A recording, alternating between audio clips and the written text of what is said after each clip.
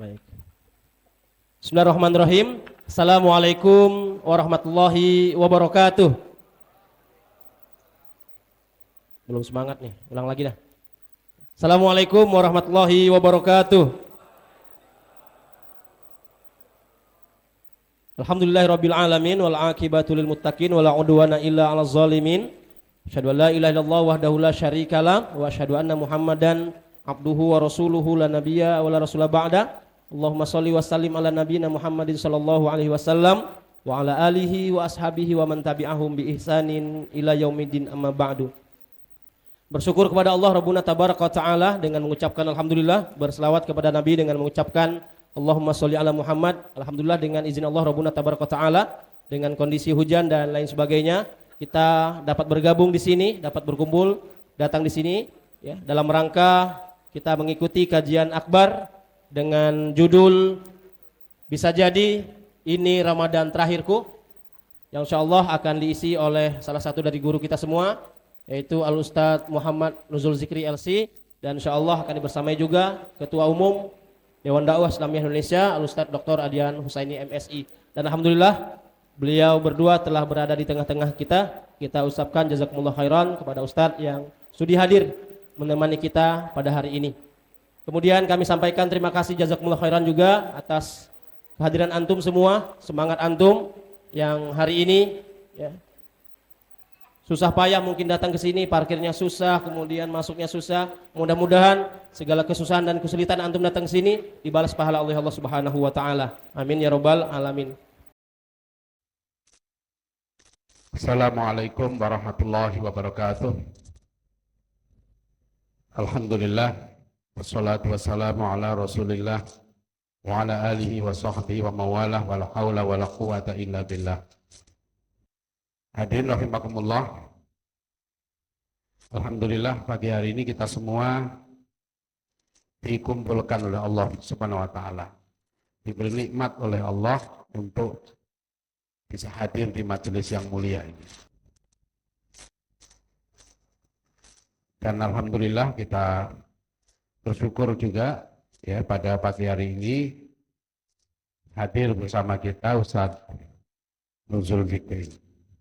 Saya baru berbincang sebentar dengan beliau tadi, ternyata itu sebenarnya orang Dewan Dakwah juga ya, karena ayahnya dulu betul ya, ayah paman memang aktifnya di Dewan Dakwah ya, rumah beliau dekat dari sini.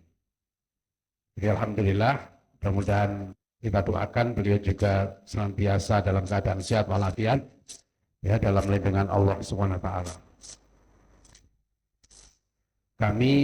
Saya atas nama seluruh pengurus Dewan Dakwah Islamiyah Indonesia mengucapkan terima kasih kepada Bapak Ibu dan saudara sekalian yang berkenan hadir di tengah-tengah cuaca yang hujan seperti pagi ini ya, bisa hadir di Masjid Al-Furqan Dewan Dakwah. Masjid ini adalah warisan bersejarah. Masjid ini adalah amanah dari para pendiri Dewan Dakwah, para tokoh umat, tokoh bangsa, dan tokoh umat Islam sedunia, yaitu Bapak Muhammad Natsir, Bapak Syafruddin Prawira Negara, Bapak Prawoto Mangkusasmito, ya, Profesor H.M. Rashidi, kemudian Bapak Kiai Taufikur Rahman. Kalau hadirin sekalian, nanti di lantai 1 gedung ini itu ada foto-foto para pendiri Dewan Dakwah yang juga merupakan para ulama, ya, para cendekiawan dan juga para tokoh pendiri bangsa. Itulah bersejarahnya masjid ini, ya. Tempat ini dulu adalah tempat yang betul-betul menjadi pusat perjuangan umat Islam se-Indonesia.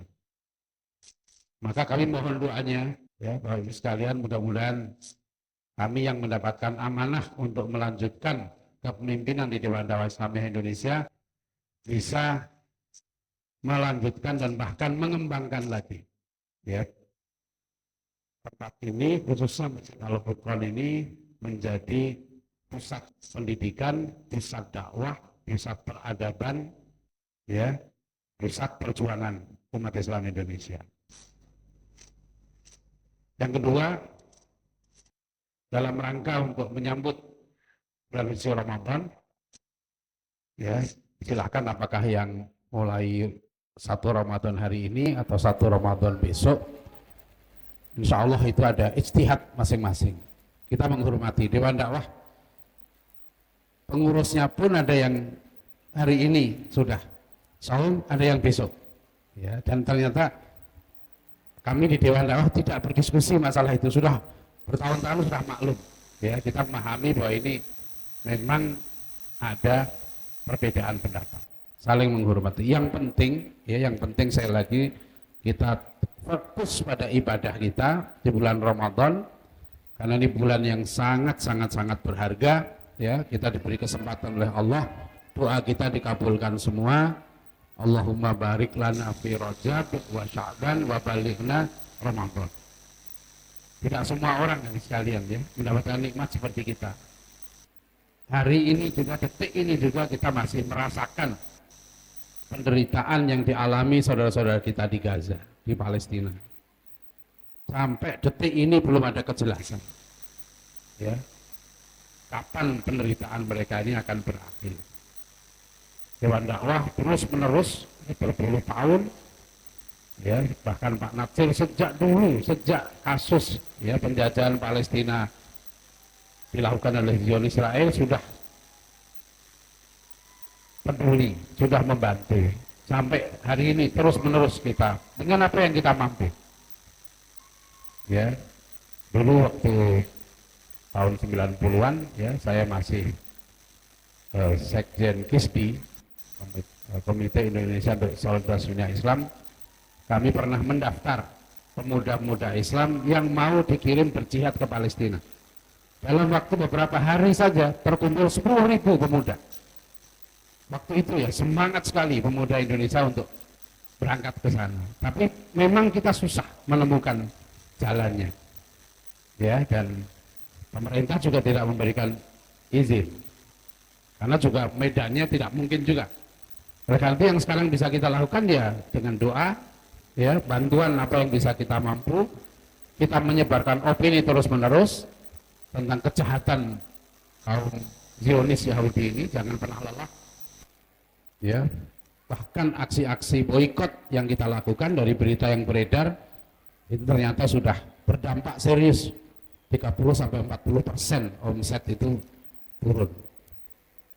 Jadi yang kita lakukan dalam perjuangan Palestina ini, ya, karena ini masih berlangsung terus nih, adik sekalian, ya, di sana saudara-saudara kita terus terzolimi, teraniaya, ya, tertindas, terusir, ya, jutaan orang dipaksa untuk mengungsi. Ini bukan hal, ya, sampai Menteri Luar Negeri kita aja heran sudah. Ini sudah susah lagi ngomongnya. Kami mau ngomong apa lagi? Indonesia sudah di PBB, di dunia internasional, di Mahkamah Internasional, tapi ini luar biasa. Belum pernah beliau bilang menyaksikan kekejaman yang telanjang betul, bisa ditonton langsung oleh seluruh umat manusia sekarang.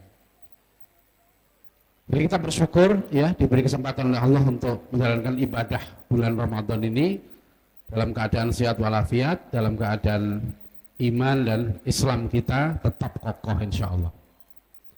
Hadirin rahimakumullah, yang ketiga, ya, bahwa Ramadan ini adalah, bulan Ramadan ini puncak pendidikan bagi diri kita. Ibadah Ramadan inilah kesempatan yang sangat berharga yang diberikan oleh Allah untuk kita meningkatkan kualitas kehidupan kita, kualitas diri kita, supaya benar-benar kita menjadi orang yang bertakwa. Orang bertakwa itu orang yang paling mulia. Ya, kalau bayangkan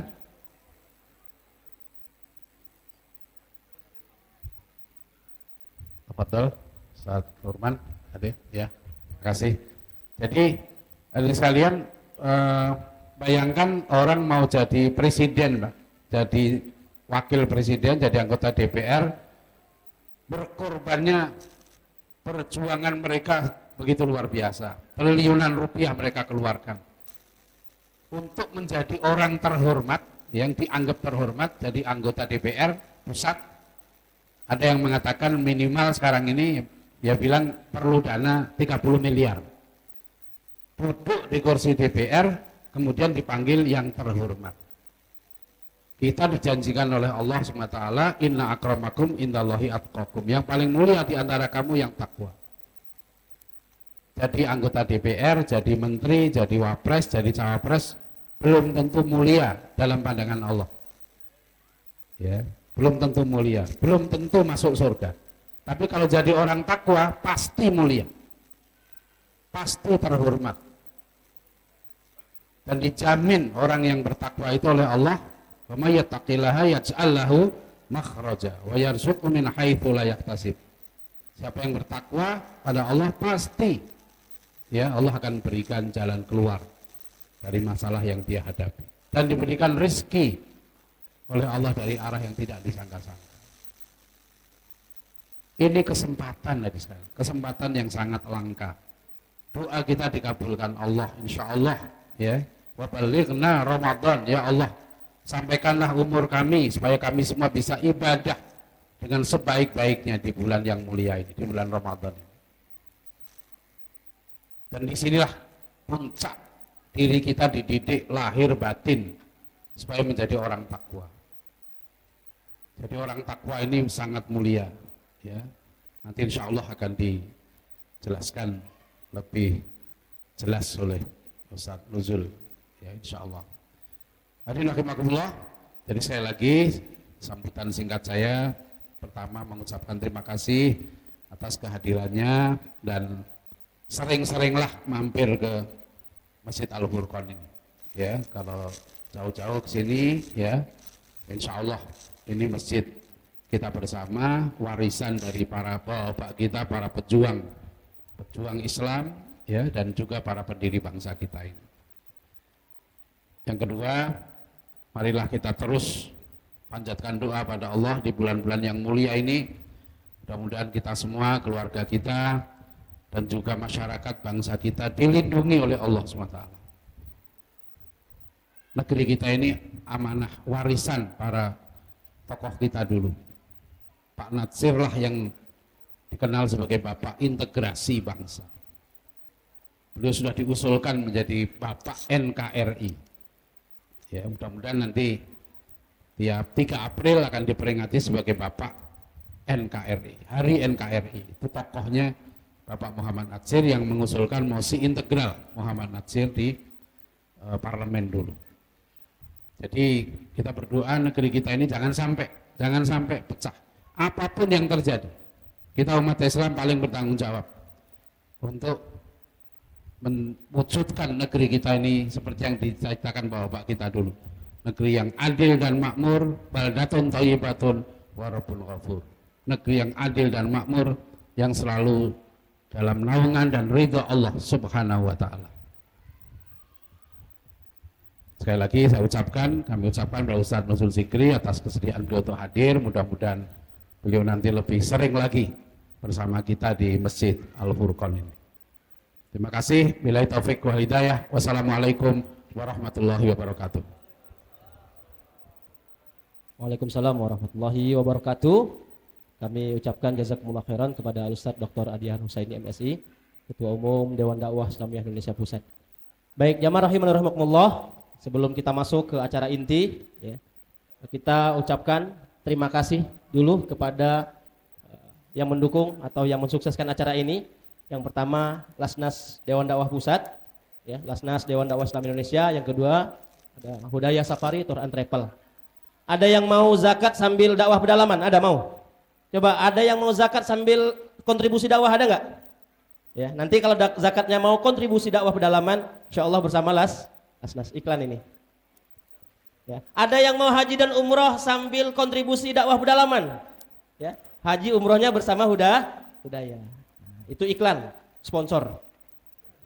Baik, jamaah rahimah rahimakumullah, langsung saja kita ikuti kajian akbar bersama Ustadz Muhammad Nuzul Zikri LC. Bisa jadi ini Ramadan terakhirku. Kepada Al Ustadz kami persilakan dengan segala hormatnya.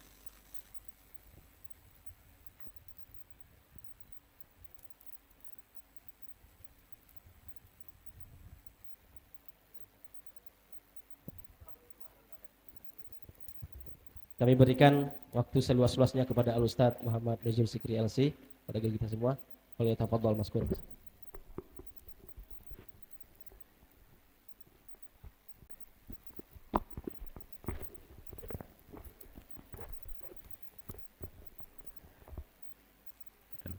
Kenapa?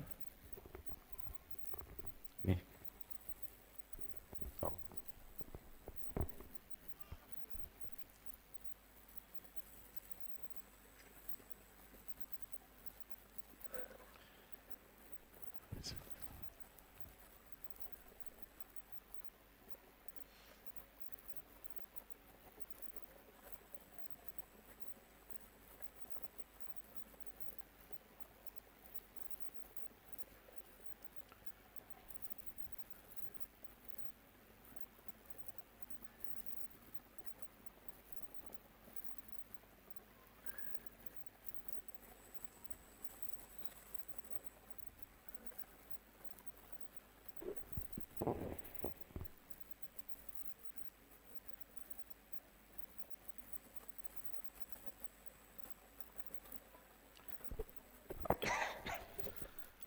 Assalamualaikum warahmatullahi wabarakatuh.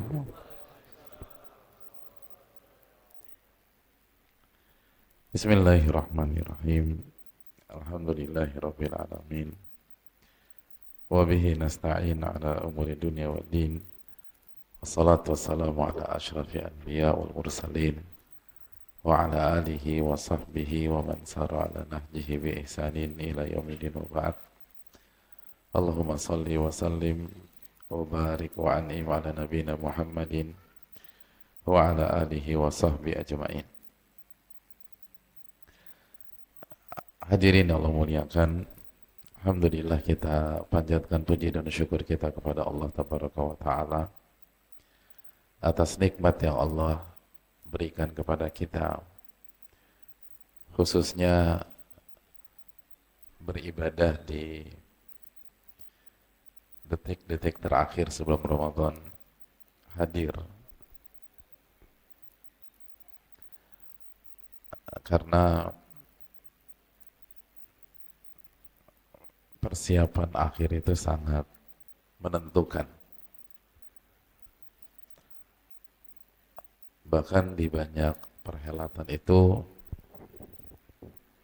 gedung itu di booking 2 hari. Padahal perhelatannya cuma 1 hari. Hamin satunya hanya untuk persiapan aja. Jadi biaya untuk persiapan itu, untuk gedung, bookingan gedung itu sama dengan gedungnya. Walaupun mungkin di sebagian tempat-tempat potongan. Tapi intinya itulah yang harus kita resapi. Kalau itu untuk kegiatan dunia, lalu bagaimana dengan akhirat? Maka marilah kita bersyukur kepada Allah Subhanahu wa Ta'ala atas nikmat yang Allah berikan kepada kita. Dan selalu ingat bahwa duduk di majelis ilmu adalah kebaikan. Nabi SAW bersabda, "Man yuridillahu bi khairan yufaqihu fid din." Barang siapa yang Allah inginkan kebaikan, maka Allah akan buat dia paham dan mengamalkan ajarannya. Oleh karena itu hadirin Allah muliakan, bukan hanya paham tapi mengamalkan ilmunya tersebut. Jadi semoga jamaah sekalian dan kita semua termasuk orang-orang yang Allah inginkan kebaikan atasnya. Amin ya rabbal alamin. Dan pahalanya begitu berlimpah sebagaimana yang kita ketahui. Nazalat alaihimus sakinah. Ketenangan itu Allah turunkan. Wa ghasyiyatuhumur rahmah. Dan rahmat Allah itu Allah berikan. Wa hafathumul malaikah, dan malaikat itu Allah utus untuk menaungi mereka.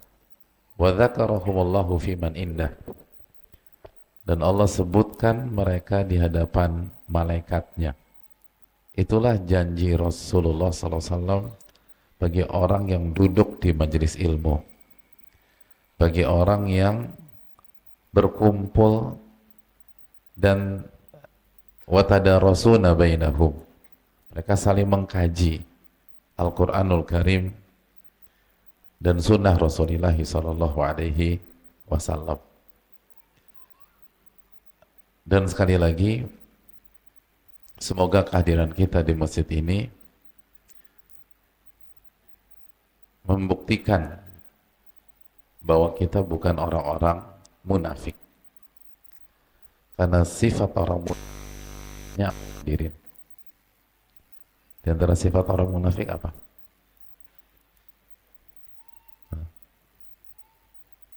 Orang munafik itu kayak apa sih?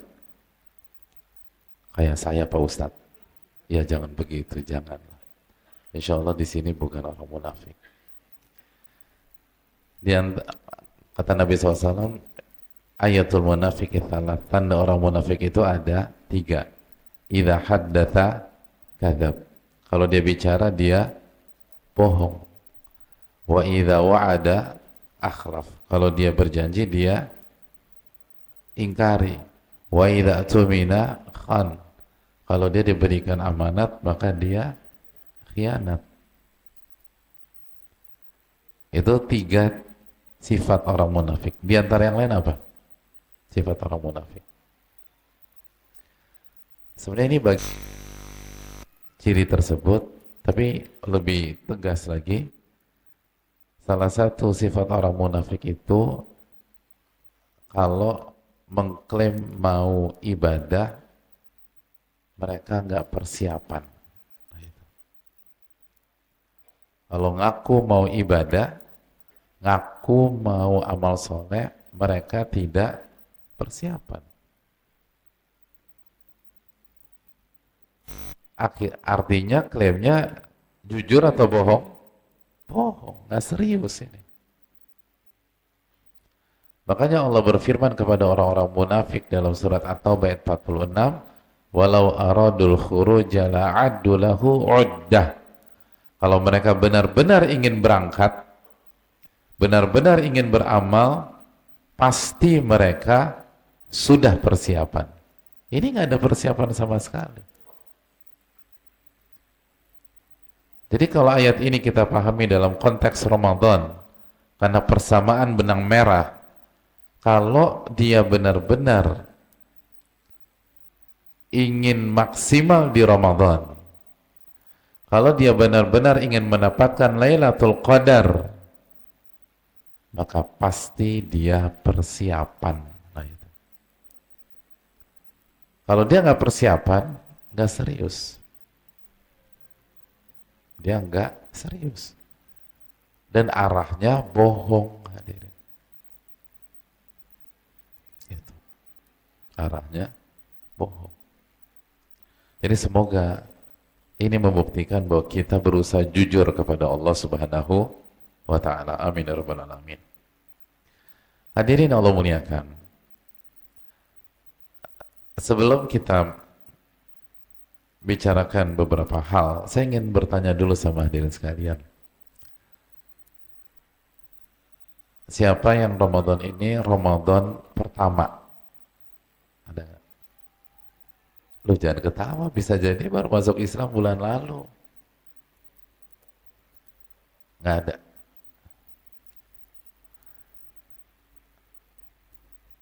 Berarti ini saya berhadapan dengan para alumni Ramadan yang syarat pengalaman. Ini expert semua ini. Pengalaman Ramadan berapa tahun hadirin? Hah? Yang 2 tahun siapa? 2 tahun? Nggak ada. 10 tahun? Nggak ada juga. 20 tahun Ramadan? Nggak. Nggak ada.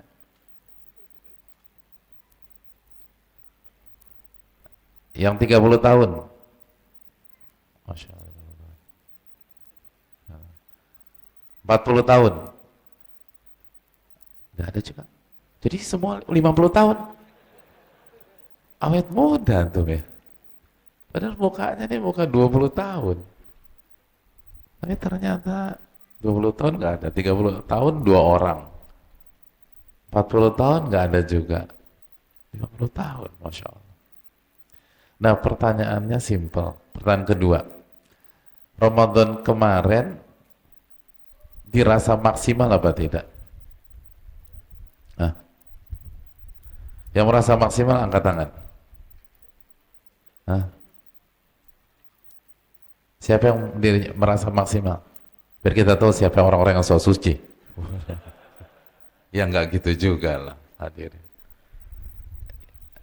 Yang merasa maksimal di Ramadan, coba angkat tangan. Ramadan tahun lalu atau dua Ramadan ke belakang atau 3 Ramadan ke belakang, ada? Angkat tangan. Nggak ada. Maksimal. Yang baca Al-Qur'annya kayak Imam Syafi'i, khatamanya cuma 2 kali per hari.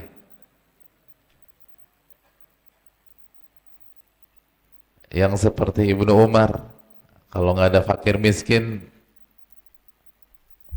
keluarganya ditegur sama beliau, kenapa saya buka nggak barang fakir miskin? Radhiyallahu ta'ala. Pertanyaan, siapa di antara kita yang tahun-tahun lalu maksimal? Nah, pertanyaan saya berikutnya. Sudah evaluasi diri belum? Kenapa Ramadan yang lalu belum maksimal? Udah? Enggak? Nggak evaluasi sama sekali? Ya, ngalir gitu aja lah Pak Ustadz. Nanti juga ketemu lagi. Kalau kita evaluasi diri, kira-kira salah satu faktor utamanya tuh apa sih hadirin? Kenapa Ramadan kita tidak maksimal? Nah, gimana? Kan ini pengalamannya jam terbangnya puluhan tahun. Apa sih yang membuat Ramadan kita di tahun-tahun lalu nggak maksimal hadirin? Hah? Apa kira-kira? Ini lemes banget sih. Masalahnya besar, lagi banyak masalah hadirin. Kenapa Ramadan yang lalu nggak maksimal? Ah, kurang persiapan? Mungkin. Ah, waktu kecepatan. Harusnya 35 hari Pak Ustadz Ramadan. Ya itu Ramadan dari dulu ke dulu ya, kalau nggak 29, 30. Apalagi? Banyak maksiat. Terus apa lagi? Hah? Hadirin Allah muliakan. Sadarkah kita dari sekian banyak sebab kita tidak pernah maksimal di Ramadan tahun-tahun lalu, itu bisa kita kerucutkan menjadi satu sebab. Jadi banyak sebab-sebab itu gitu. Misalnya tadi maksiat, terus apa lagi? Sibuk, terus ada aja kerjaan, keluarga datang dari kampung, teman gangguin terus, dan lain-lain. Itu bisa kita kerucutkan ke satu sebab.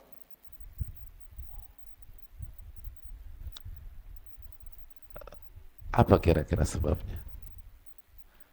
Kalau antum tahu, ini positif, kita bisa langsung tutup kajiannya.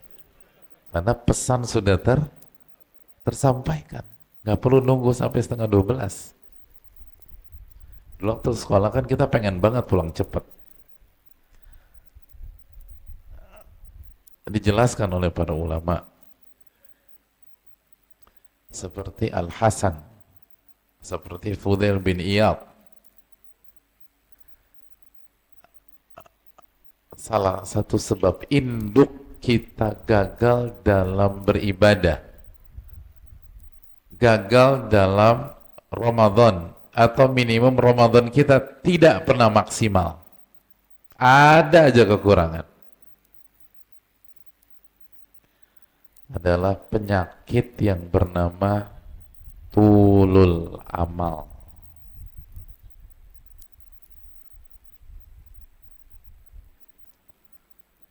Tulul amal. Apa artinya hadir? Kalau dari wajah-wajahnya kayaknya udah paham. Nah, pada diam semua. Ini diam nggak ngerti Pak Ustadz, bukan diam paham. Tulul amal itu adalah panjang angan-angan, kepedean akan hidup dalam waktu yang lama,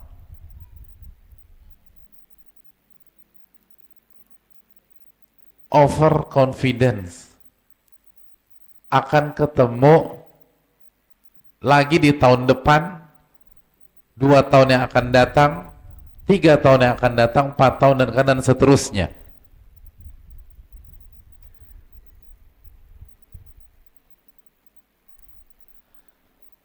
Ulama mengatakan seperti Fudail bin Iyad dan Al-Hasan, ma'atala abdunul amal illa asa'al amal.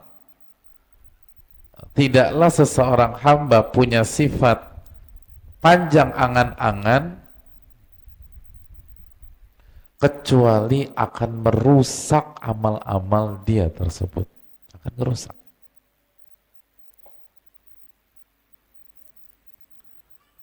Itu yang bikin rusak.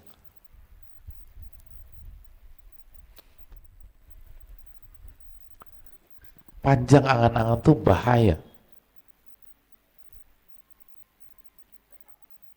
Hadirin Allah muliakan. Sesibuk-sibuk urusan duniawi kita di Ramadan tahun ini,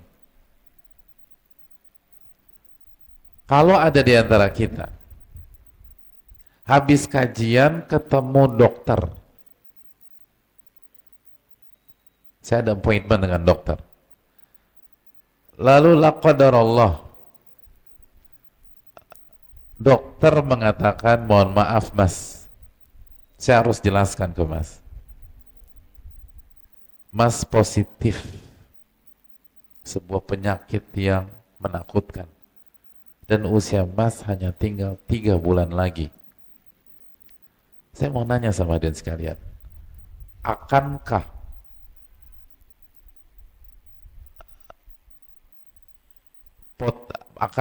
banyaknya agenda duniawi kita yang sudah kita set di Ramadan tahun ini itu menghalangi kita maksimal di Ramadan tersebut?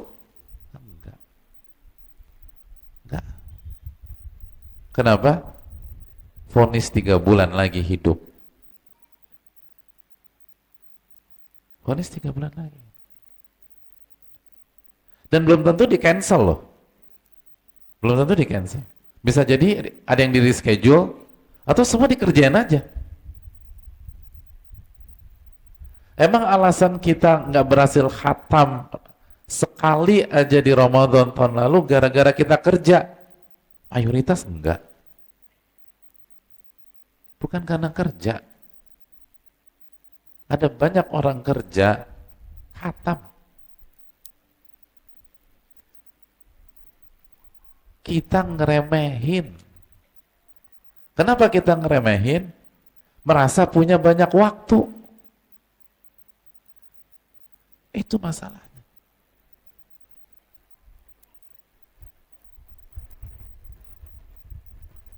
Makanya begitu divonis 3 bulan, tampil all out hadirin. Habis-habisan. Dan sekali lagi bisa jadi nggak harus meng-cancel.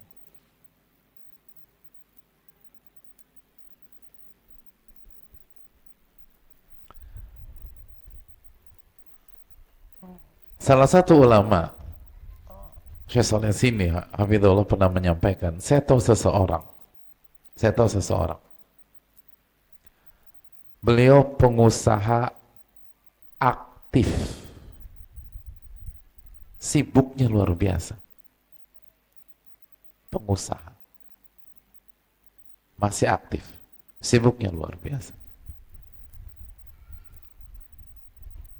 Tapi beliau masih selalu sempat berinteraksi dengan Al-Quran, masih baca Quran. Saya ingin tanya, pengusaha besar, aktif, rajin baca Quran, menurut hadirin sekalian, khatamannya setiap berapa waktu sekali? Coba. Hah? Pengusaha aktif, khatamannya berapa kali? Per berapa kali gitu maksudnya? Hah? Hah? Sebulan sekali. Masya Allah. Pengusaha? Berarti suudon sama pengusaha. Gimana?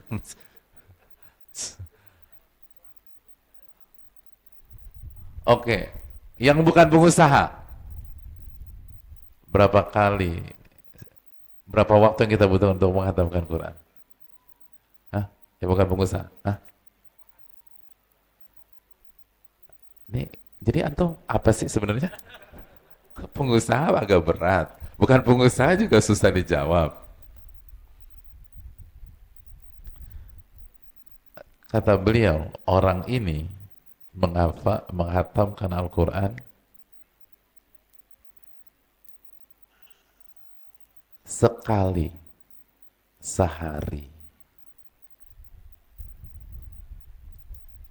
Sekali sehari.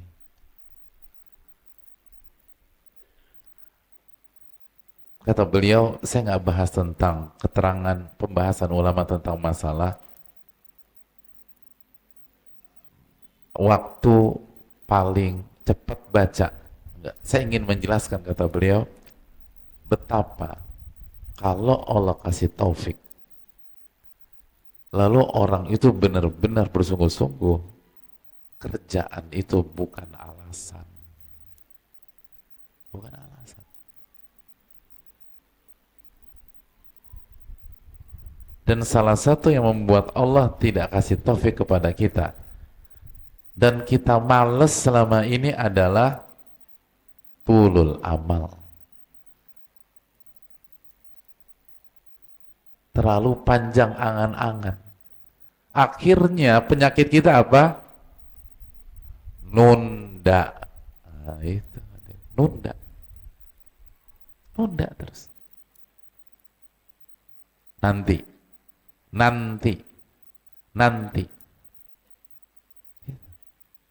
Bahkan sebagian orang sampai udah ikut kajian, terus ada yang nangis di kajian karena benar-benar tertampar dalam tanda kutip. Setelah selesai kajian, temennya ngajak berubah. Gimana? Mau berubah enggak? Terus dia bilang, bro, gua sudah mantep. Besok gua mau berubah. Loh kok besok itu loh? Emangnya yakin masih hidup sampai besok? Kok besok mau berubah? Jadi kata-kata besok mau berubah aja udah terjangkit penyakit ini. Siapa yang jamin kita masih hidup sampai besok? Ada banyak kasus dalam masyarakat. Kita pisah, kita jalan bareng sama dia. Lalu setelah selesai, kita pamitan, kita pisah jalan, kita pulang, dia pulang, malamnya kita dapat kabar meninggal dunia rahimahullah. Ini yang jadi masalah. Dan ini adalah senja atau serdadunya iblis yang sangat ampuh. Makanya Anas bin Malik radhiyallahu ta'ala mengatakan at-taswif jundun min junudi iblis azim talama khada'a bih. Taswif, mentalitas nunda, mentalitas nanti. Itu adalah tentara dari tentara-tentara iblis yang sangat dahsyat. Ini Anas bin Malik, asisten Nabi SAW, personal asisten Nabi SAW. Kata, ini bukan masalah remeh, ini bukan serdadu yang biasa-biasa aja. Ini pasukan khusus. Artinya ketika kita terjangkit penyakit tersebut, ya udah nanti aja deh. Padahal nggak ada alasan yang objektif untuk nunda nanti. Kita bisa kerjain sekarang. Tapi kita bilang nanti deh. Besok lo ada waktu nggak? Coba deh. Kita suka janjian sama teman-teman kita atau apa, terus keluar tiba-tiba langsung keluar. Gimana kalau besok? Atau besok kamu ada waktu nggak? Suka gitu nggak sih kalau janjian? Nggak punya teman. Oke. Kalau kita janjian sama teman, besok itu seringkali ketika kita mengatakan besok ada waktu, itu hari itu pun kita nggak ada kerjaan. Tapi udah terset aja. Kalau ada ini besok gitu. Dan coba kejar deh. Kalau ditanya, besok lo ada waktu nggak? Terus tanya, kenapa nggak siang ini aja? Nanti iya ya. Kenapa nggak siang ini ya? Ya udah set aja siang. Kenapa harus tunggu besok? Makanya Ibnu Umar mengatakan, idza asbahta fala tantadhiril masa. Kalau Anda di waktu pagi, jangan nunda sampai, lihat orang beriman nih.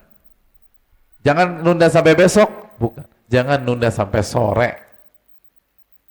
Wa idza amsayta fala tantadhiris sabah. Dan kalau Anda di waktu sore, jangan nunggu sampai besok pagi. Artinya, kalau kita bisa selesaikan jam 9, selesaikan jam 9. Kalau bisa selesaikan jam 10, selesaikan jam 10.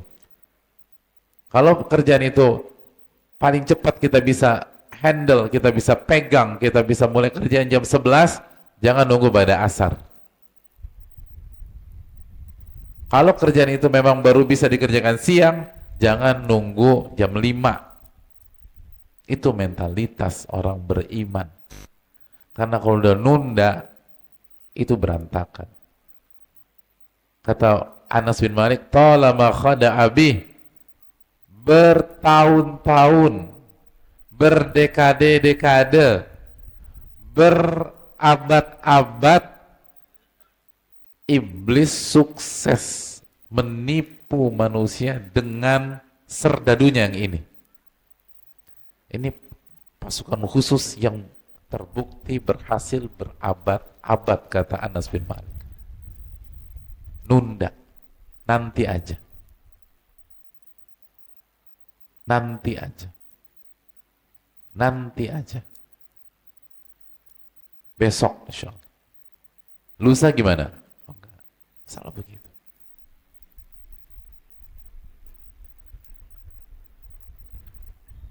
Dan mental nanti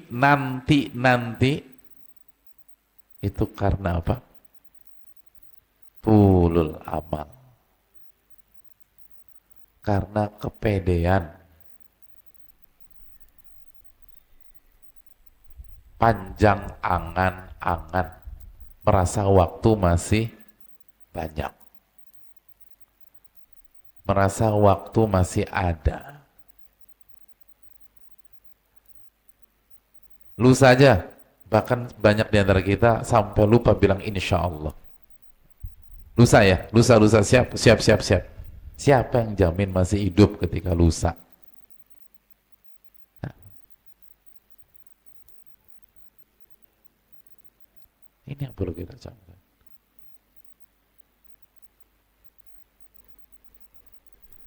Ini menakutkan. Makanya yang takut terhadap pasukan khusus iblis ini, itu bukan orang kayak kita jamaah, yang biasa-biasa aja. Justru kita lebih cenderung tenang-tenang aja. Yang ketakutan itu nama-nama besar seperti Ali bin Abi Thalib radhiyallahu ta'ala an, Ali bin Abi Thalib pernah menyampaikan, Inna akhwafa ma akhafu alaikum, yang paling aku khawatirkan menyerang kalian, yang paling aku khawatirkan menjangkiti kalian, ithnatan, dua hal, kata Ali bin Abi Thalib. Dua hal.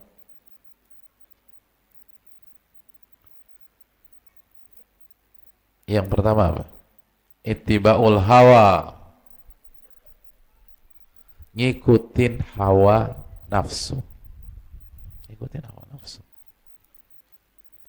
Yang kedua,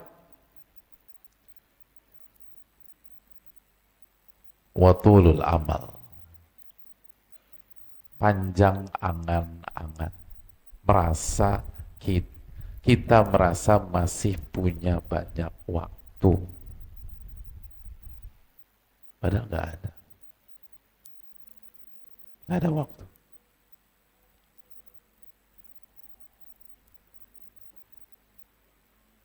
Itu yang paling dikhawatirkan siapa? Ali bin Abi Thalib radhiyallahu ta'ala, sepupu Rasulullah sallallahu alaihi wasallam, mantunya Rasulullah sallallahu alaihi wasallam, laki-laki yang dipilih oleh Nabi sallallahu alaihi wasallam untuk memimpin anak beliau sallallahu alaihi wasallam yang paling beliau cintai sallallahu alaihi wasallam. Itu yang paling ditakutkan Ali bin Abi Thalib, kalau kita terjangkit itu. Karena begitu kita terjangkit itu, berantakan semuanya. Semua berantakan.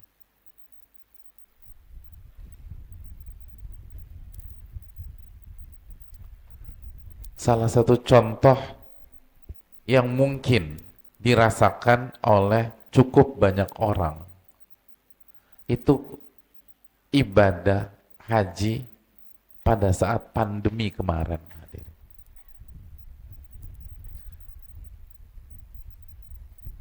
Ada pihak-pihak itu, saya nggak mengatakan semua pihak, sekali, tidak semua pihak. Ada juga yang memang udah jujur berjuang, tapi qadarullah ma syafa'al. Tapi ada pihak-pihak yang nunda haji. Akhirnya beneran daftar. Lalu porsinya tahun 2000, terus 2001, 2019 kan masih bisa, 2020, kok 2020 atau 2021, ternyata cancel. Saudi nggak buka. 2020, 2021 buka apa tidak? Enggak, kecuali untuk di dalam negeri mereka. Indonesia nggak keluar. Lalu setelah musim haji, wafat hadirin, COVID. Benar, meninggal di musim haji, tapi nggak bisa berangkat. Yang kalau dia tidak menunda haji, dia bisa, peta akan berubah. Tentu saja sudah takdir Allah subhanahu wa ta'ala. Tapi itu bukti. Dan itu dirasakan bukan 1-2 orang. Dan kayaknya berangkat tuh 2020. Insya Allah tahun depan. 2019 kan masih aman.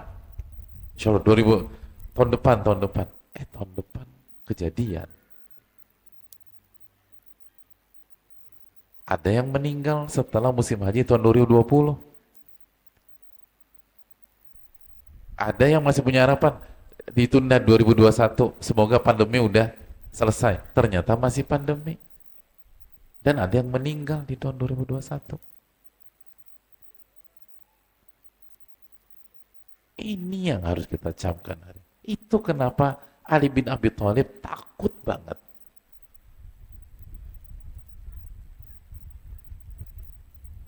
Itu yang terjadi. Dan ini konteks benang merahnya sama. Kalau itu bisa terjadi di haji, ini juga bisa terjadi di Ramadan tahun ini. Siapa yang jamin ini Ramadan yang bisa kita rasakan lagi di tahun depan, 2 tahun yang akan datang, 3 tahun yang akan datang? Siapa yang jamin?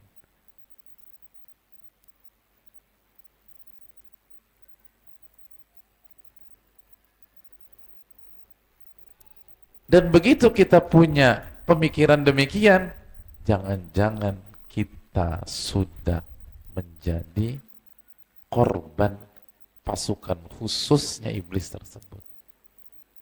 Karena begitu orang tahun depan kena dia itu. Berarti dia udah dikuasai apa tidak? Dikuasai, maka pola pikirnya berubah udah nggak bermasalah. Nah, mungkinkah orang yang dikuasai? Jadi ini bukan tentang hanya nggak maksimal di Ramadan. Tapi ini masalahnya adalah Anda dikuasai oleh iblis. Maka masalahnya nggak berhenti sampai di Ramadan. Setelah Ramadan akan timbul masalah-masalah baru karena Anda dikuasai. Ini jundun min junudi iblis, kata Anas bin Malik. Ini pasukan khususnya iblis yang azim, yang dahsyat luar biasa, dan efektif mengalahkan jutaan bahkan miliaran manusia dari zaman ke zaman. Gitu. Hadirin Allah muliakan.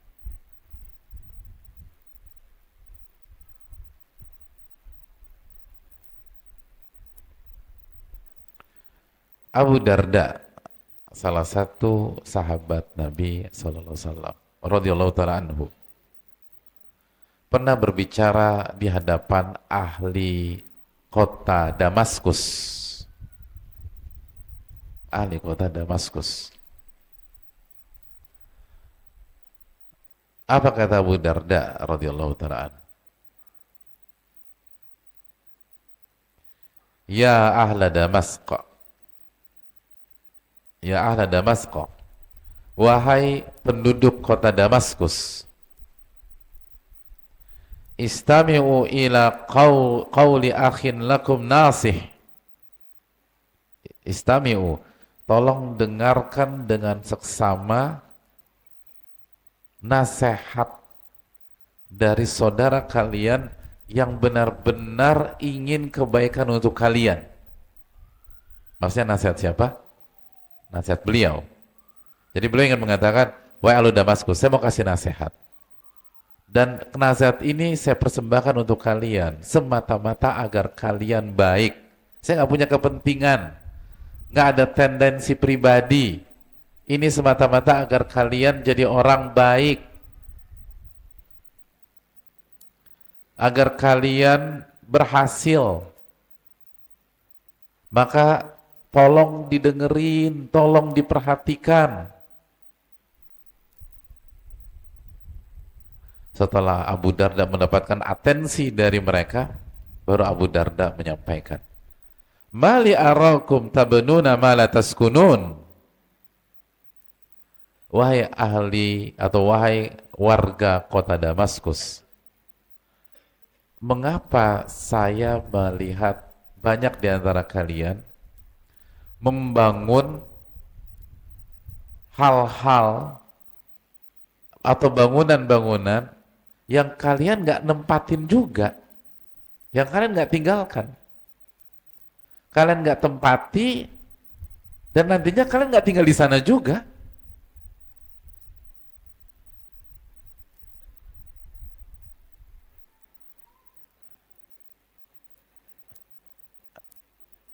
Ada banyak orang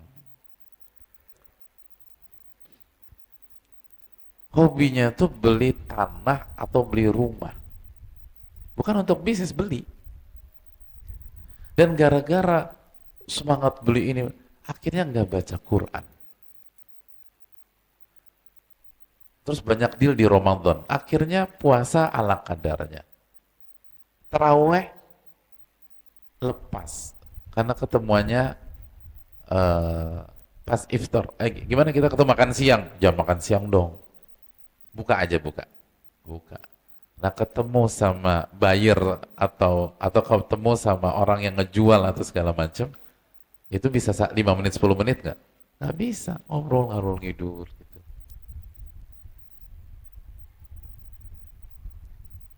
Dia mau beli rumah ke-7 ini. Gitu. Gitu. Rumah ke-7. Dia udah punya rumah, rumahnya nyaman udah. Itu kira-kira rumah ke-7 ditempatin apa enggak? Dalam banyak kasus, kita nggak komentari dia, banyak nggak ditempatin. Jadi dia korbankan taraweh, dia korbankan khataman Quran, dia korbankan ini dan itu untuk sesuatu yang dia nggak gunain juga. Mali arakum tabenuna ma la taskunun. Saya tuh bingung sama kalian ya. Ngapain kalian kok hobi bangun bangunan yang kalian nggak tempatin juga? Wa tajma'una ma la ta'kulun. Dan kalian kumpulkan sesuatu yang akhirnya kalian nggak makan itu. Kalian nggak makan. Gitu. Kalian nggak makan. Ada banyak pengalaman kita di Ramadan nih. Itu kalau ngabuburit beli ini. Cakwe, oh cakwe enak, beli cakwe. Terus beli, apalagi pasar Senen, zen. Ketemu risol, beli risol. Terus ketemu apa lagi? Kong kaling, kolang kaling. Kolang kaling apa? Kong kaling, kolang kaling beli gitu. Sop buah beli. Lewat menuju Kramat Raya, nasi kapau, enak nasi kapau, beli nasi kapau. Gitu.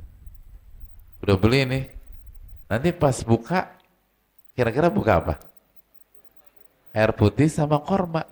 Itu pun dikasih sama anak masjid yang ketemu di depan komplek, dapat korma 3, itu yang dimakan. Semua nggak dimakan dah.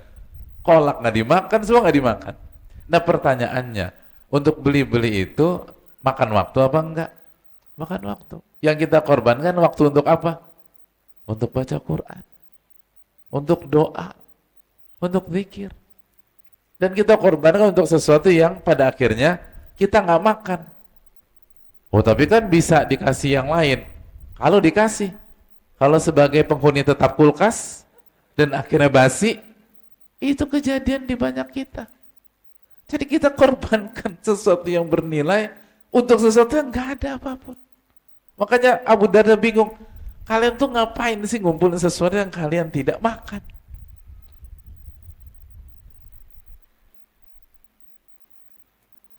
Itu. Ada banyak orang hadirin. Ramadan yang lalu nggak maksimal, taraweh bolong-bolong, khatam sekalipun nggak khatam. Gara-gara apa? Gara-gara ingin memaksimalkan bisnisnya atau side jobnya dan seterusnya. Dapat, tapi sampai hari ini tuh duit juga masih utuh di rekening, nggak kepake sama sekali. Jadi nggak, dan banyak orang sampai meninggal nggak kepake juga tuh duit. Benar nggak sih? Misalnya ada orang ketika meninggal, hartanya, harta cash ya, harta cashnya 100 miliar. Cara bacanya gimana gitu? Nah, ada orang meninggal, hartanya 100 miliar. Cara ngebaca orang tersebut gimana? Berarti hidupnya jungkir balik dapetin 100 miliar, dan 100 miliar itu kepake apa enggak? Enggak kepake. Enggak kepake sama sekali. Hidup jungkir balik untuk dapetin 100 miliar. Begitu dapat, enggak kepake. Itu cara ngebacanya. Salah satu cara ngebaca. Makanya antum kalau meninggal, duitnya di tabungan tinggal 5.000, Masya Allah, hebat. Berarti kan yang antum perjuangkan, antum pakai, apalagi buat kebaikan. Jadi bukan sedih, bapak gua nih meninggal, ninggalin 5.000, ya jangan cepet-cepet kalau gitu, cari dulu kek. Lo nggak boleh bilang begitu, meninggal itu udah takdir, nggak bisa ditunda. Tapi kan kita bersyukur bahwa ayah kita berarti maksimal hidupnya. Iya sih, dia tuh punya duit, nafkain keluarga. Terus keponakannya tuh, sepupu-sepupu gua dibantu juga sama babe. Alhamdulillah, berarti nggak apa kerja cari duit, duitnya kepake gitu loh. Ada banyak orang jungkir balik sampai keluarga dikorbankan. Benar nggak keluarga dikorbankan? Dalam banget ngangguknya. Saya Pak Ustadz gitu loh. Tapi nggak dapat apa-apa. Bukan nggak dapat apa, dapat banyak, tapi nggak dipakai. Ini keluarga depan mata dianggurin demi sesuatu yang dia kejar, dapat, tapi nggak kepake apapun. Itu nasihat dari Abu Darda. Ada itu kok ngumpulin sesuatu Anda nggak gunain itu loh. Ngapain ngumpulin sesuatu nggak digunain? Makanya sebagian ulama klasik itu kan mengatakan dalam di antara riwayat yang dari mereka itu waktu meninggal saldo 0. Nggak harus demikian. Tidak harus demikian. Tapi ini pilihan pribadi. Pilihan pribadi. Pilihan pribadi. Tapi nggak harus demikian. Apalagi sudah ada ayat kan, antum bisa baca di surat An-Nisa, misalnya ayat ke-9 dan lain sebagainya. Ditanya beliau, padahal mampu kaya, itu anak-anak nggak ditinggalin harta waris. Apa kata beliau? Enggak. Sekali lagi, ini pilihan pribadi, tidak harus diikuti. Karena apalagi Allah berfirman ayat surat An-Nisa ayat 9, wal yakhshal ladzina law taraku min khalfihim dzurriyyatan di'afa khafu 'alaihim falyattaqullahu wal yaqulu qawlan sadida. Dan takutlah, dan ini orang-orang ada dan takutlah apabila meninggalkan anak-anak yang lemah dan nanti hidupnya jadi benalu, hidupnya itu jadi beban orang lain. Maka bertakwalah kepada Allah, nggak apa-apa Anda punya waris untuk mereka, nggak masalah. Tapi saya ingin menjelaskan angle lain, bisa dipahami ya, jangan salah paham. Dan habis itu fulus habis sudah, jangan. Terus anak-anak gimana? Apa jawab beliau? Anak-anak saya ini kemungkinan cuma 2. Kemungkinannya bertakwa dan nggak bertakwa.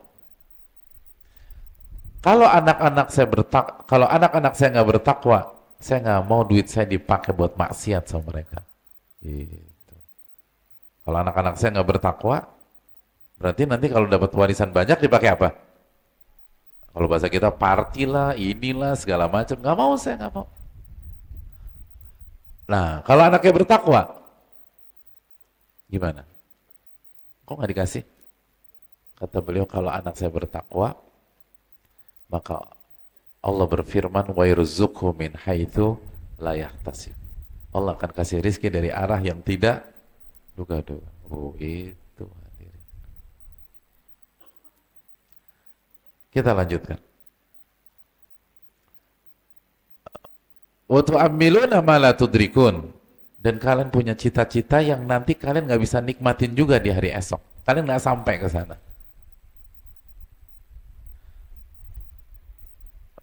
lalu beliau mengatakan, fa inna man kana qablakum banu atau banau musyayyadan wa ammalu ba'idan wa jama'u kathiran fa asbaha amaluhum gurura wa jam'uhum bura wa masakinuhum kubura. Orang-orang sebelum kalian itu, ini saya kasih tahu, kata siapa? Kata Abu Darda, orang-orang sebelum kalian itu, mereka membangun bangunan yang megah,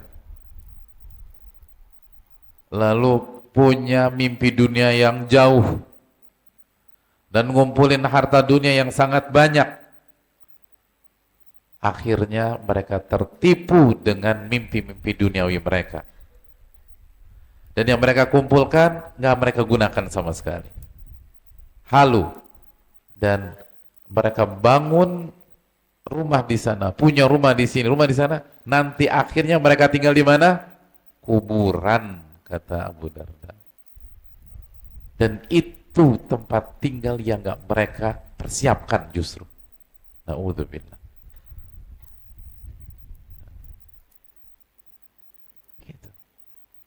Punya rumah ke-8, dapat kabar dari orang proyeknya, kita udah mau pasang marmer, Pak, marmer yang bagus gitu. Terus ini pokoknya desain, tinggal di sana juga enggak, kita akan tinggal di kubur, jemaah, di kuburan. Apa yang sudah kita persiapkan? Oleh karena itu, Ramadan tahun ini obati penyakit tersebut. Obati penyakit tersebut. Dan sengaja saya mengajak jamaah melihat dari sisi yang berbeda. Karena sekomplit apapun daftar list ibadah-ibadah kita di Ramadan tahun ini, kalau penyakit ini tidak kita obati, maka Ramadan tahun ini akan bernasib seperti Ramadan tahun-tahun yang lalu. Agenda tinggal sekedar agenda. List ibadah hanya tinggal sekedar list. Klaim hanya tinggal sekedar klaim. Semua nggak dikerjakan, dan berawal dari apa?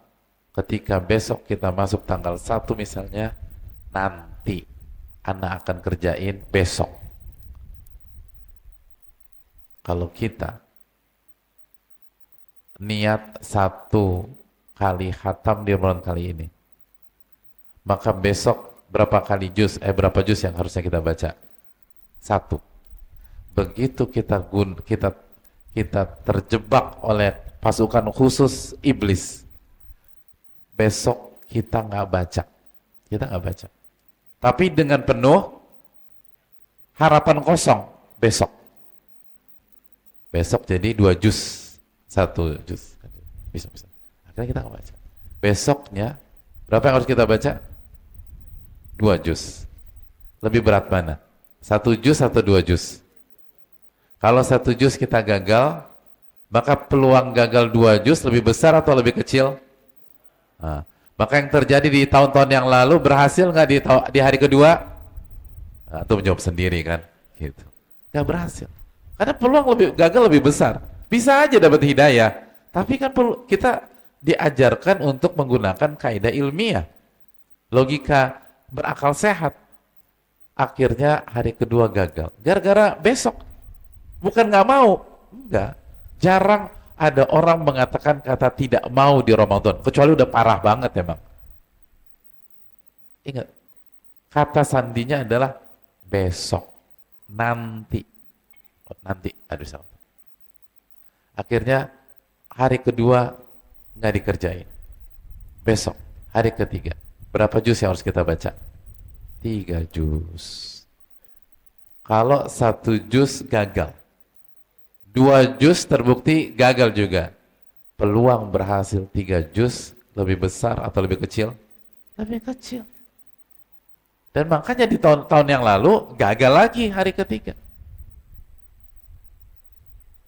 Begitu gagal hari ketiga, hari keempat. Dan akhirnya begitu seterusnya di Ramadan sampai akhir gagal. Dan penyebab adalah nanti. Dan penyebab nanti dan besok karena kita kepedean besok kita masih hidup. Tapi benar Pak Ustadz aku masih hidup, betul. Tapi bukan kehidupan seorang hamba. Kehidupan seorang hamba Anda mati. Jadi bisa jadi Allah kasih kehidupan, tapi kehidupan jasad. Adapun kehidupan ruh, kehidupan ibadah, Anda baru saja membunuhnya karena mental nanti dan nanti itu.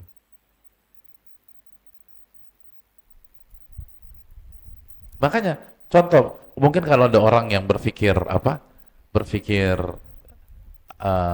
agak kritis gitu ya.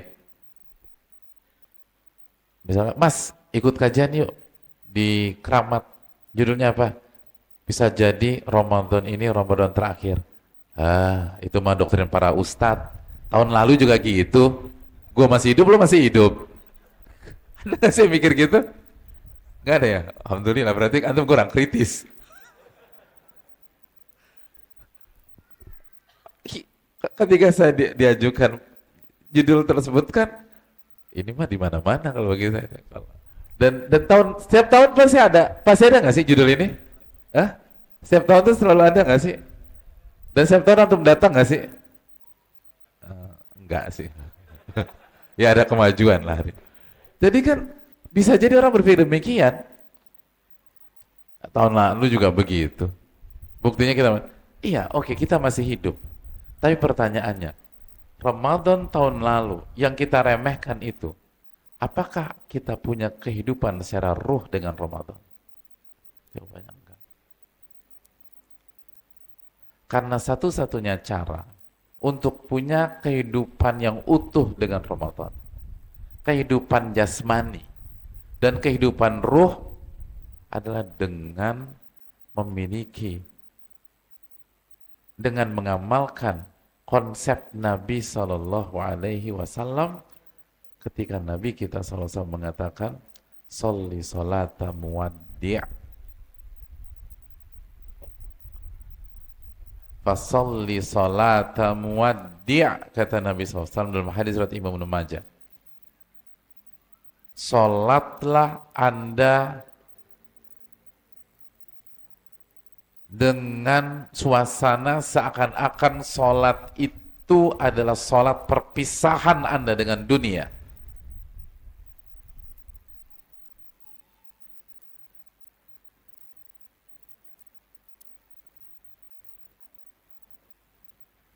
Itu yang dikatakan Nabi kita alaihi salatu wassalam.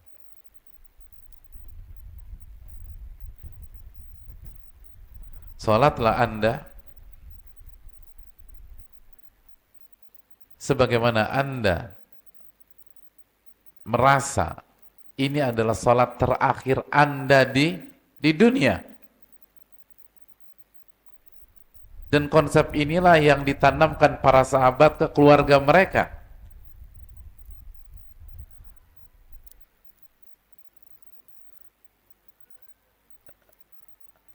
Sebagaimana yang disampaikan oleh Mu'adz bin Jabal. Beliau mengatakan kepada anak beliau radhiyallahu ta'ala an, "Ya bunai, idza shallaita salatan fasalli salata muwaddi', la tadhunnu annaka ta'udu ilaiha abada." Wahai anakku, jika Anda salatlah seperti ini salat terakhir Anda di dunia. La tadhunnu annaka ta'udu ilaiha abada, dan jangan berpikir bahwa Anda akan ketemu lagi sama sholat itu di dunia. Artinya kalau kita sholat zuhur hari ini, begitu kita sholat zuhur, sholatlah seakan-akan ini sholat zuhur terakhir kita. dalam kondisi kita nggak berpikir besok kita ketemu salat zuhur. Besok kita nggak ketemu salat zuhur. Wa'lam ya bunai. Lalu Mu'adz bin Jabal mengatakan, ketahuilah wahai anakku, annal mu'min yamutu baina hasanatain. Mukmin itu meninggal. Ini kalau kita pengen kita berharap kita meninggal dalam kondisi beriman. Mukmin itu meninggal di antara dua kebaikan. Di antara dua kebaikan. Apa maksud di antara dua kebaikan? Siapa yang tahu? Di antara dua kebaikan artinya, kata beliau, hasana qaddamaha wa hasana akharaha.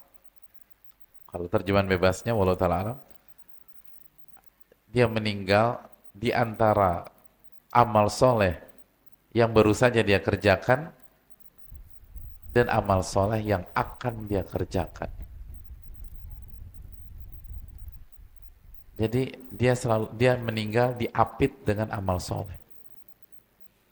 Diapit dengan amal soleh. Beda dengan orang-orang yang nggak beriman atau orang fasik atau orang yang nggak dikasih taufik sama Allah, meninggal setelah maksiat. Nah itu, saya maksiat. Meninggal setelah check out dengan yang bukan mahramnya. Na'udzubillah. Kalau orang beriman enggak, meninggal di antara dua kebaikan. Berarti poinnya apa? Kalau kita punya mentalitas atau kalau kita masuk Ramadan dengan mentalitas bisa jadi ini Ramadan terakhir kita. Karena walaupun Nabi SAW berbicara tentang sholat, tapi benang merahnya sama. Bisa diterapkan dalam sholat, diterapkan dalam Ramadan, diterapkan dalam haji, diterapkan dalam umroh, diterapkan dalam menghatamkan Al-Quran. Maka apa yang akan kita dapatkan? Yang kita akan dapatkan adalah kita akan maksimal beribadah. Dan kita akan mendapatkan kemaksimalan sisi zohir dan sisi batin. Makanya ulama ketika menjelaskan tentang hadis di atas, mereka menjelaskan dan menekankan masalah apa? Kekhusyuan. Kekhusyuan. Karena orang akan khusyuk. Jadi bukan hanya maksimal, orang tuh akan khusyuk. Kalau misalnya hadirin sekalian berada di sebuah negara, lalu salah tangkep, lalu hadirin mau dieksekusi mati. Eksekusinya jam 12.20. Lalu ditanya, kan SOP-nya gitu, ada permintaan terakhir. Lalu hadirin bilang, izinkan saya sholat zuhur. Oh, kita nggak ada musola di sini, di tempat eksekusi aja. Kalau saya harus dieksekusi, belum bisa dieksekusi, izinkan saya sholat zuhur. Oke deh, sholat. Pertanyaannya, sholat zuhur kita khusyuk apa enggak? Itu sholat zuhur terkhusyuk selama hidup kita. Sholat zuhur terkhusyuk, bukan hanya khusyuk lagi, terkhusyuk dalam hidup kita.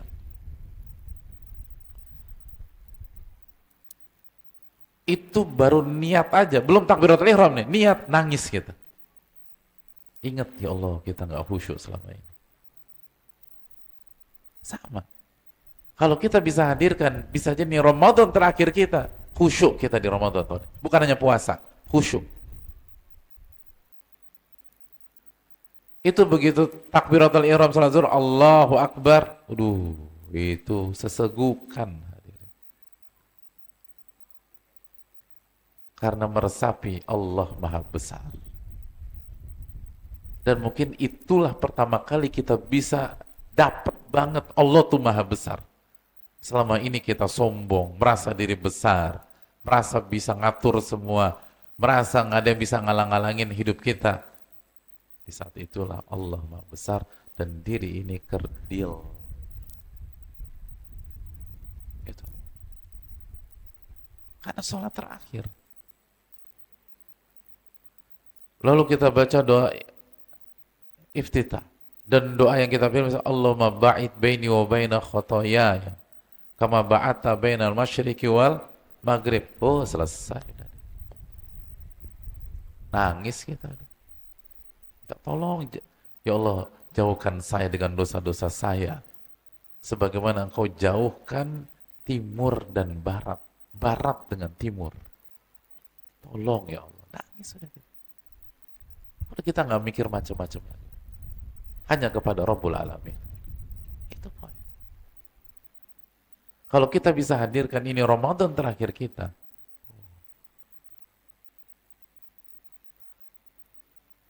ini tarawih pertama atau masuk malam pertama,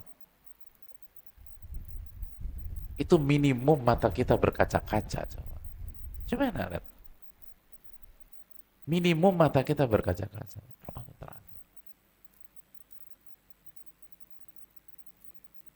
Lalu kita baca Al-Fatihah di salat zuhur. Alhamdulillahirabbil alamin. Ya Allah, nikmat Allah tumpah ke dalam hati kita. Nikmat puluhan tahun yang lupa kita syukuri, lupa kita akui, lupa kita ingat. Alhamdulillahirabbil alamin. Itu salat zuhur ternikmat di dunia. Padahal kita padahal hadirin kerjakan di tempat eksekusi mati. Bukan di masjid dengan karpet yang empuk. Gak ada AC saat ini. Kita sering beralasan, kenapa gak punya AC panas? Gak ada AC di tempat eksekusi. Tapi orang itu bisa khusyuk dengan khusyuk yang terbaik. Kenapa? Karena gak punya harapan hidup lagi dalam hatinya itu. Dia gak merasa punya waktu lagi. Ini satu-satunya waktu saya. Sebenarnya itu tantangan terbesar kita di Ramadan diantaranya. Semampu apa kita menghadirkan perasaan itu? Itu sulitnya. Itu pas sujud. Itu pengennya nggak bangun-bangun hati. Minta doa. Minta ampunan. Oh, sesegukan.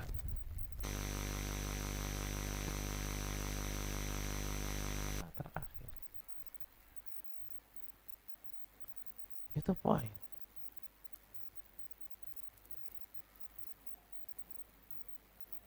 Itu beda antara orang haji misalnya, orang yang haji reguler, pas-pasan, atau mungkin dari masyarakat yang tidak mampu, dia nabung puluhan tahun, ngantri puluhan tahun, nabungnya puluhan tahun, ngantrinya puluhan tahun. Jadi untuk dapat nomor porsi 25 juta, itu nabung puluhan tahun. Begitu dapat, nunggu lagi puluhan tahun. Itu banyak di antara mereka. Itu perbedaan kontras itu pas kapan? Dengan orang yang punya banyak uang, kaya dan seterusnya. Biasanya haji, tawaf wada, tawaf perpisahan. Itu orang-orang yang nggak punya uang untuk bisa haji puluhan tahun. Dan bisa haji di usia 70 tahun. Pak Ustadz, saya harus nunggu 30 tahun lagi. Usia berapa Pak Ustadz? Saya usia 70 tahun. Ada sebagian jamaah haji itu ngantri 30, nabung tuh 30 tahun hadirin. Baru bisa haji. Nunggu tuh 35 tahun. Maka ketika orang kayak gitu tawaf wada, ini terakhir saya dengan Ka'bah, gitu. Nangis. Dan perasaan itu sulit dimiliki orang yang punya banyak fulus. Yang tahun depan dia bisa haji lagi. Atau setelah musim haji, nanti Desember kita berangkat sama anak-anak. Bawa anak-anak ke sini. Beda lah. Ada banyak orang, jangankan bawa dirinya aja nggak bisa. Jadi begitu tawaf wada, tawaf perpisahan. Itu pelukan, hadirin, nangis gitu.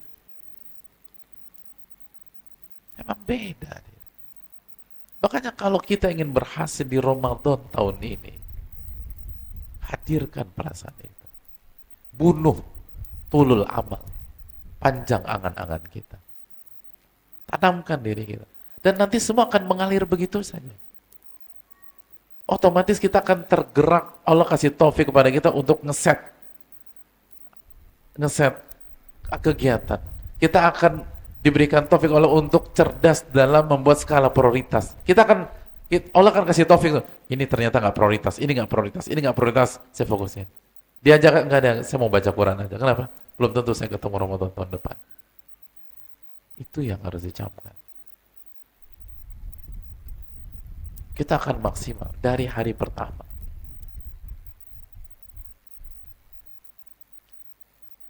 Atau kalau orang haji gitu tuh salah satu momen yang indah, wukuf di Arafah.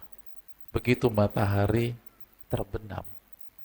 Itu banyak tuh yang, ya Allah udah selesai. Gitu. Doa masih banyak. Kayaknya masalah belum semuanya ditumpahkan. Udah selesai. Mungkin kalau umroh saya bisa umroh tahun depan. Tapi haji nunggu berapa tahun saya bisa sampai sini lagi. Sedih tuh hadirin. Semoga hadirin bisa haji dan diundang oleh amin. Itu salah satu momen yang dalam di haji. Ketika matahari terbenam wukuf di Arafah. Selesai doa. Sedih gitu. Nah gimana caranya Ramadan kita punya feel seperti itu?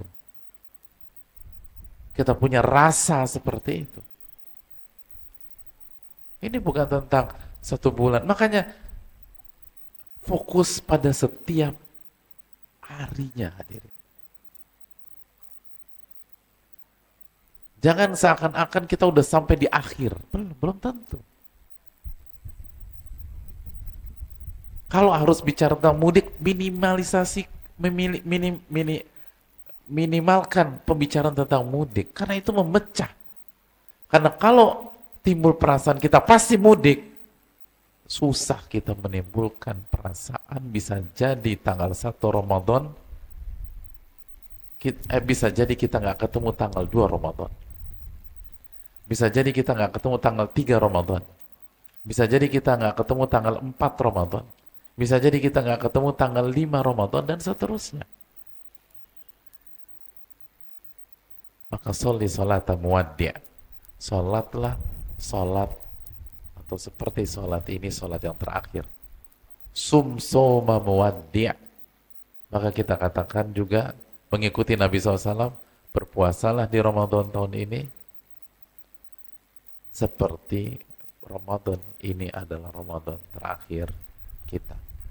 Maka kita akan dirasakan betapa dahsyatnya Ramadan 1445 Hijriah.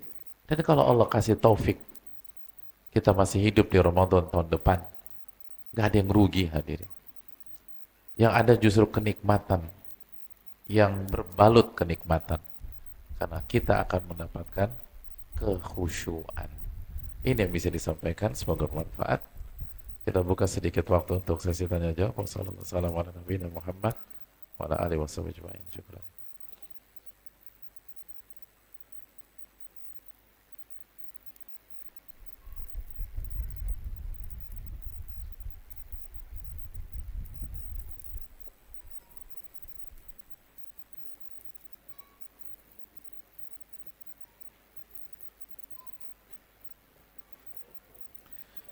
Pertanyaan, apa penyebab seorang di zaman ini suka menunda-nunda amalan? Terima kasih atas pertanyaannya. penyebab seseorang di zaman ini suka menunda amalan, hadirin, yang suka nunda amalan dari zaman dulu. Sebagaimana kata Anas bin Malik, ini dari dulu. Tapi zaman ini kok kelihatan banget, ya karena kita hidupnya di zaman ini. Kalau antum hidup di tahun sebelum kemerdekaan, sama juga. Antum hidup tahun 1800-an, sama juga. Ini cara syaitan yang ampuh untuk banyak pihak, hadirin. Itu poin. Wallahu ta'ala bishawab.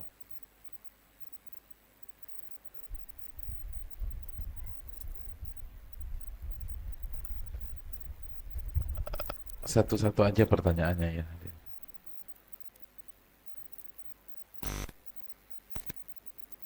Assalamualaikum warahmatullahi wabarakatuh. Waalaikumsalam warahmatullahi wabarakatuh. Izin bertanya Ustadz, silakan. Apakah dalam zakat mal haul itu hukumnya wajib atau rukun zakat atau bisa dikeluarkan tanpa menunggu haul? Jazakallahu barakallahu fikum. Ya, haul itu adalah maknanya ketika harta kita yang sampai pada nisab itu berada di tangan kita atau kekuasaan kita selama 1 tahun, maka begitu genap 1 tahun kita wajib keluarkan zakat. Namun kalau kita ingin menyegerakan, maka itu diperbolehkan sebagaimana hadis Nabi SAW. Jadi boleh nggak nunggu haul? Boleh, disegerakan namanya. Makanya banyak orang, banyak umat dulu itu zakat di bulan Sya'ban sebagaimana keterangan Ibnu Rajab atau Ibnu Hajar, agar apa? Untuk mensupport saudara-saudaranya di bulan Ramadan. Dan juga salah satu waktu yang dipilih banyak umat untuk zakat di bulan Ramadan. Bukan semua yang zakat itu haulnya di bulan Ramadan, bukan, tapi karena menyegerakan takjilu zakah, menyegerakan. Tapi nanti harus dihitung. Begitu masuk haulnya dipastikan lagi, karena kan kalau kita keluarin di Ramadan bisa jadi kita ada penambahan uang di Syawal atau Dzulqa'dah. Jadi itu jangan lupa dihitung lagi.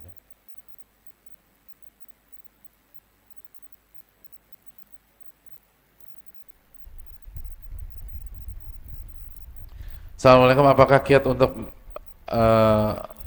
apa nih?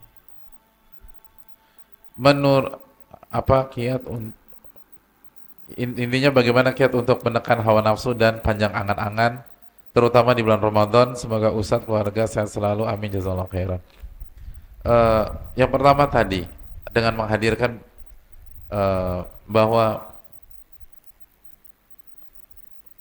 kematian itu, kata para ulama, kata Hujatul Islam rahimahullah, kita harus sering-sering mengingat kematian, hadirin.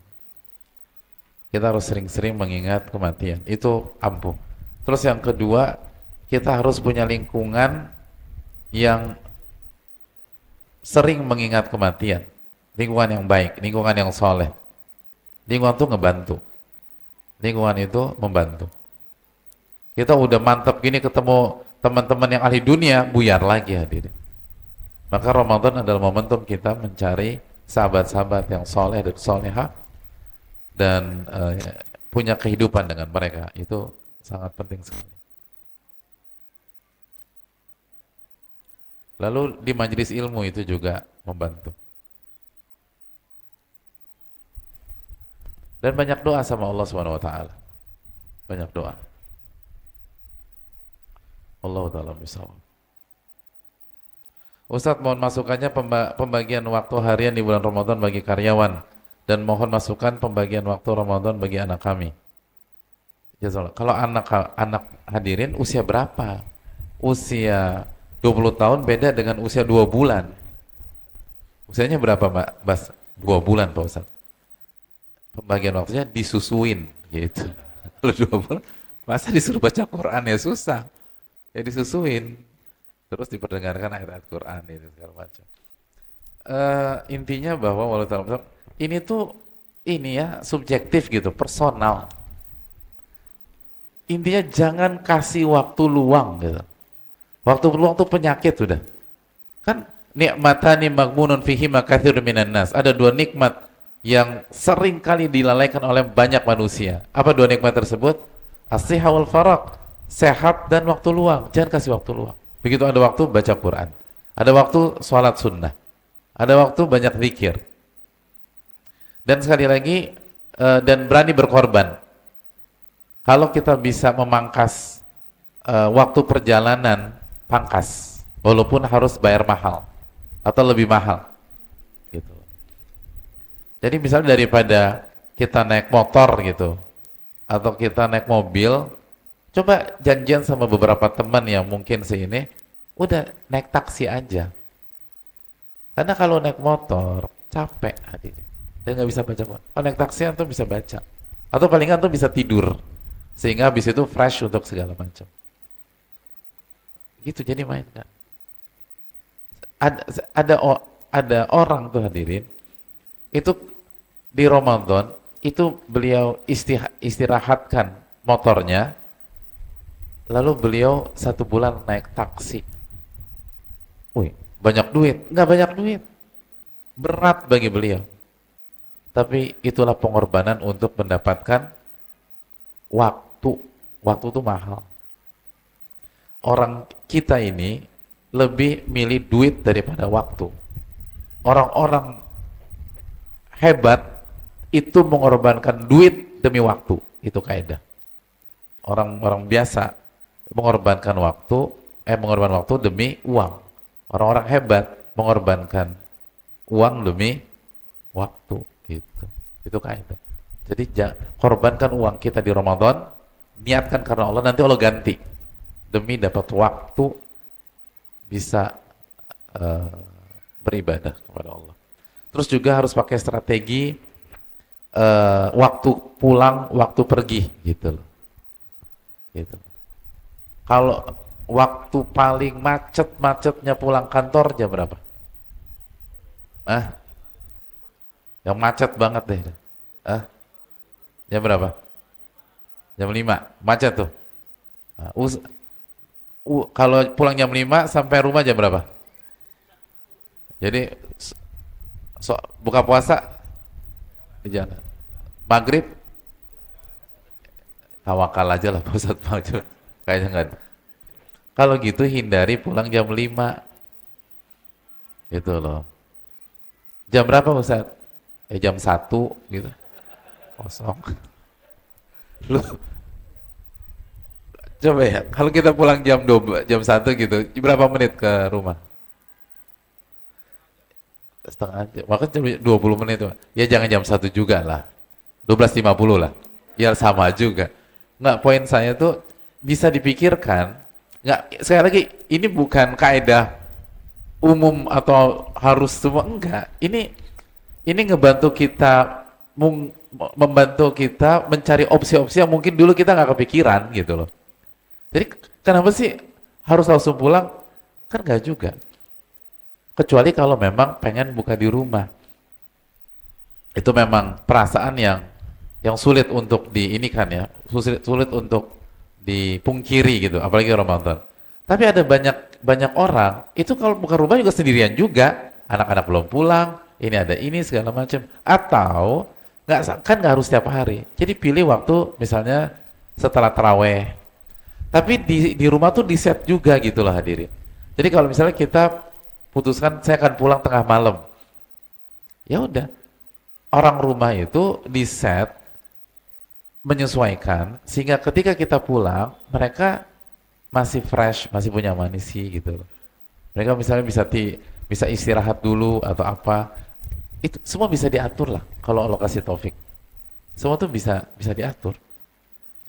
Intinya tuh banyak doa dan tanamkan perasaan ini, lalu cari waktu kosong. Waktu itu sangat mahal. Allah Ta'ala misal. Dan kalau bisa ambil cuti di Ramadan, tapi jangan zolimin orang. Karena ada jamaah itu yang cutinya dikumpulin untuk Ramadan. Ada. Bisa. Allah Ta'ala misal.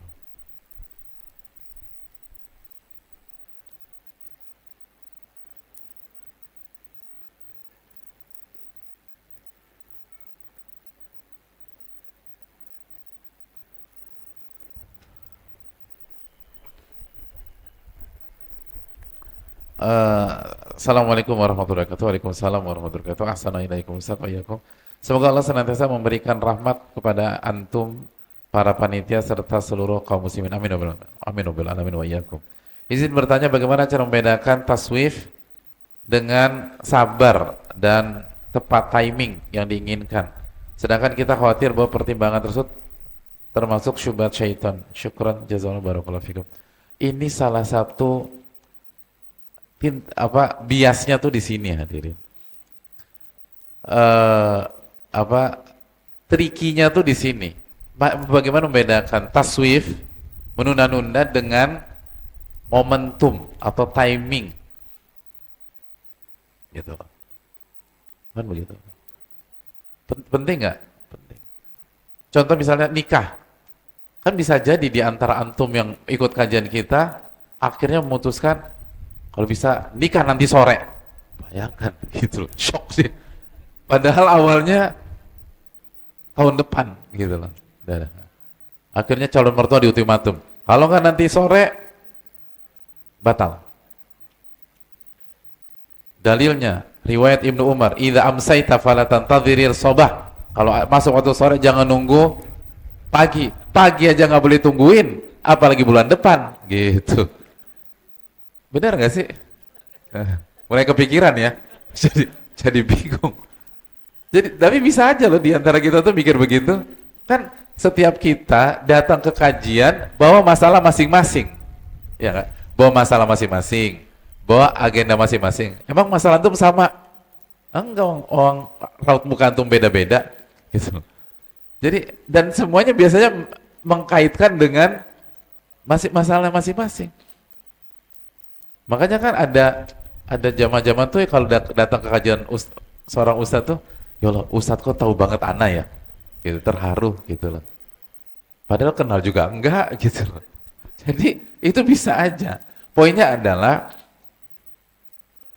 ini bagian yang tersulit. Kita bersyukur Ramadan biasnya itu lebih sedikit, gitu. Karena cuma 1 bulan dan praktek Nabi jelas. Praktek para sahabat dan para ulama jelas. Itu tadi kan sebagian ulama klasik itu ambil cuti dari Sya'ban, gitu. Ambil cuti dari Sya'ban Ramadan. Artinya kalau ada di antara kita mau cuti 1 bulan, dia punya ulama yang diteladani, cukup aman. Itu bukan bukan terburu-buru. Jadi kalau Ramadan cukup aman 1 bulan. Nabi SAW itikaf. Nabi SAW pernah itikaf 10 hari pertama, 10 hari kedua, dan beliau itikaf 10 hari terakhir. Jadi ketika kita baca dalil-dalil tentang Ramadan, itu lebih clear bagi kita. Atau baca misalnya Utsman bin Affan diriwayatkan 1 malam khatam, itu kan ngebantu kita. Kalaupun kita nggak seperti mereka, tapi kita yakin ini bukanlah tergesa-gesa atau kebanyakan. Secara umum demikian. Karena kita punya keteladanan yang lebih hebat dari kita dan itu baik-baik aja. Tapi kan nggak semua amalan seperti Ramadan, itu masalahnya. Nggak semua amalan seperti Ramadan. Oleh karena itu, masalah timing adalah masalah pelik dalam kehidupan manusia. Bukan hanya ibadah. Di semua hal, bisnis, terus belajar, kuliah, dan sebagainya. Itu seringkali yang membuat orang gagal, itu salah timing. Salah timing. Salah timing. Ada banyak orang rugi dalam bisnis, salah timing ngelepas atau salah timing membeli. Gitu. Begitu salah timing, kehilangan momen. Jadi poinnya hadirin sekalian, masalah timing ini penting banget. Dan wallahu ta'ala alam, solusinya adalah banyak minta tolong sama Allah. Karena sepinter-pinter kita, yang tahu hal gaib di masa depan hanya Allah. Nggak bisa udah, kita akan mentok gitu. Kita hanya bisa memprediksikan kalau untuk masa depan. Jadi banyak minta tolong sama Allah, masalah timing. Lalu yang kedua, ilmu. Ilmu. Kita tahu dari mana kita tahu timing sholat zuhur? Mana yang terburu-buru, mana yang tepat, mana yang menunda-nunda? Dari ilmu, betul nggak? Kalau antum sholat zuhur jam 11, itu artinya apa? Bagus nggak? Terburu-buru, nggak bagus. Antum sholat zuhur jam 12 lewat 15, itu bagus misalnya. Antum sholat zuhur jam 3 lewat 5, itu kalau dirutinkan menunda-nunda. Jadi kita tahu dari mana? Dari dalil, dari hadis. Jadi kalau ingin tahu, kalau kita ingin bisa memecahkan salah satu misteri penting dalam kehidupan kita, yaitu timing yang tepat, harus duduk di majelis ilmu, harus belajar, harus banyak pengalaman, dan harus banyak minta pertolongan kepada Allah Tabaraka wa Ta'ala. Ini yang bisa disampaikan, jazakumullah khairan, semoga bermanfaat. Nah ini kayak timing, harus berhenti sekarang gitu. Kalau enggak bisa bahaya. Jazakumullah khairan, subhanaka wa la ilaha illa anta astaghfiruka wa atubu ilaik, dan semoga Allah berikan taufik kepada kita sehingga kita bisa beribadah maksimal di Ramadan tahun ini. Subhanaka wa la ilaha illa anta astaghfiruka wa atubu ilaik. Assalamualaikum warahmatullahi wabarakatuh.